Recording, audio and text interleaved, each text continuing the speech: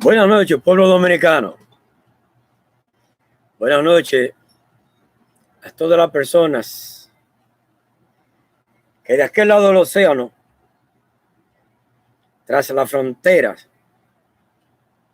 de mi país, también están ahí para escuchar esta transmisión. Truncada la situación para poder entrar a las 8 de la noche. Estoy por entrar y no ha sido posible. Pero ahora creo que sí podemos dar inicio. Vamos a ver si leemos un poco. Vamos a darle continuidad al tema de anoche sobre personas privadas de libertad. Es un tema importante porque es un asunto que trata sobre cómo los agentes deben de tratar a las personas privadas de libertad, o sea, los detenidos. El reglamento que publicó la OEA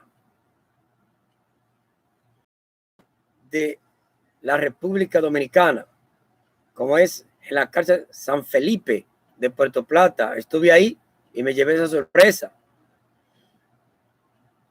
para que los familiares vean que cumplen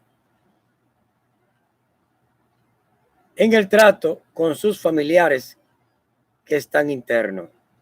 Realmente es una norma de primera, es 1A, lo decimos. Así que felicitamos a la OEA todo este instructivo sobre el trato a la persona privada de libertad. Felicitamos también a la Procuraduría General de la República y a sus policías en esas prácticas sobre la protección de la persona privada de libertad en las Américas. Estos son temas especiales en la capacitación de agentes. Muy importante por la OEA. Así que vamos a ver qué nos dice la Organización de Estados Americanos sobre este particular de trato a la persona privada de libertad. Disposición general. A los efectos del presente documento, se entiende por privación de libertad cualquier forma de detención, encarcelamiento, institucionalización o custodia de una persona por razones de asistencia humanitaria, tratamiento, tutela, protección o por delitos e infracciones a la ley, ordenada por o bajo el control de facto de una autoridad judicial o administrativa o cualquier otra autoridad, ya sea en una institución pública o privada, en la cual no pueda disponer de su libertad ambulatoria. Se entiende entre esta categoría de personas no solo las personas privadas de libertad por delitos o por infracciones e incumplimientos a la ley, ya sea estas procesadas o condenadas, sino también a las personas que están bajo la custodia y la responsabilidad de ciertas instituciones, tales como hospitales psiquiátricos y otros centros para personas con discapacidades físicas, mentales o sensoriales, instituciones para niños, niñas y adultos mayores, centros para migrantes, refugiados documentados y cualquier otra institución similar destinada a la privación de libertad de personas. Dada la amplitud del anterior concepto, los siguientes principios y buenas prácticas se podrán enfocar y aplicar según cada caso, dependiendo si se trata de personas privadas de libertad por motivos relacionados con la comisión de delitos o infracciones a la ley o por razones humanitarias y de protección.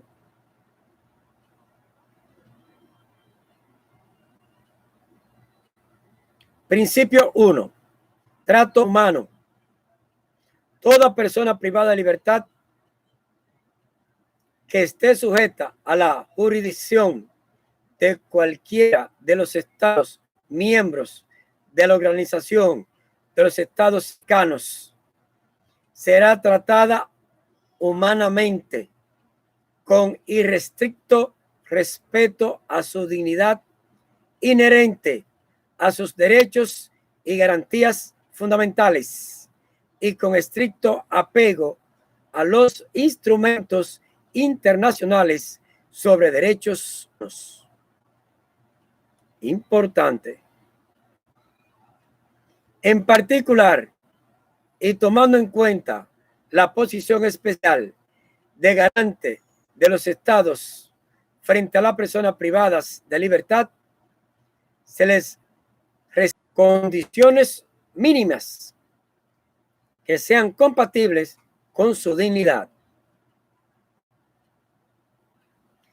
Se les protegerá contra todo tipo de amenazas y actos de tortura, ejecución, desaparición forzada, tratos o penas crueles, inhumanas o degradantes, violencia sexual, castigos corporales, castigos colectivos, intervención forzada o tratamiento coercitivo, métodos que tengan como finalidad anular la personalidad o disminuir la capacidad. Podrá invocar circunstancias tales como estados de guerra, estados de excepción, situaciones de emergencia, inestabilidad política interna u otra emergencia nacional o internacional para evadir el cumplimiento de las obligaciones de respeto y garantía de trato humano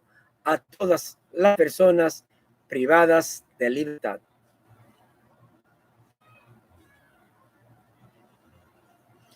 Principio 2. Igualdad y no discriminación. Toda persona privada de libertad será igual ante la ley y tendrá derecho además a conservar sus garantías fundamentales y ejercer sus derechos, a excepción de aquellos cuyo ejercicio esté limitado o restringido temporalmente por disposición de la ley y por razones inherentes a su condición de personas privadas de libertad. Por motivos de su raza, origen étnico, nacionalidad, color, sexo, edad, idioma, religión, opiniones políticas o de otra índole, origen nacional o social, posición económica, nacimiento, discapacidad física, mental o sensorial, género, orientación sexual o cualquiera otra condición social.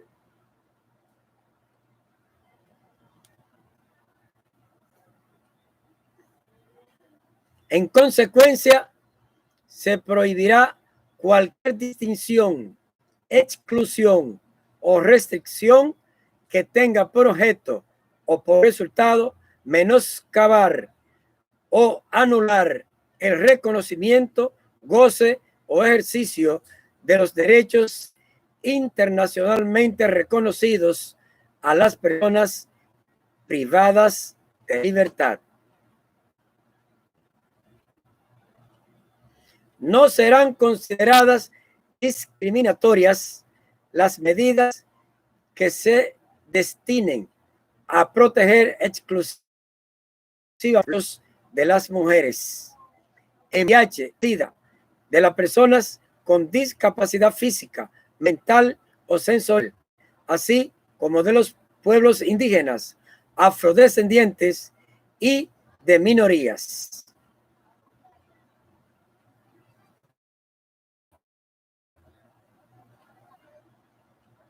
Estas medidas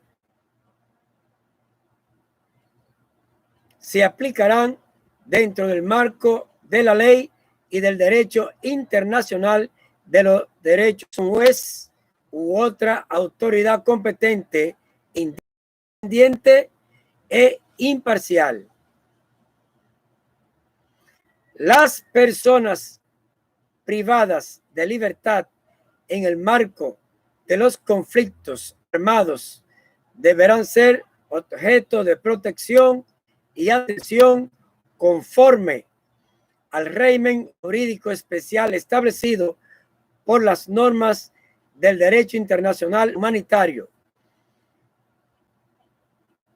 complementado por las normas del derecho internacional de los derechos humanos. Las medidas y sanciones que impongan a las personas privadas de libertad se aplicarán con imparcialidad, basándose en criterios objetivos.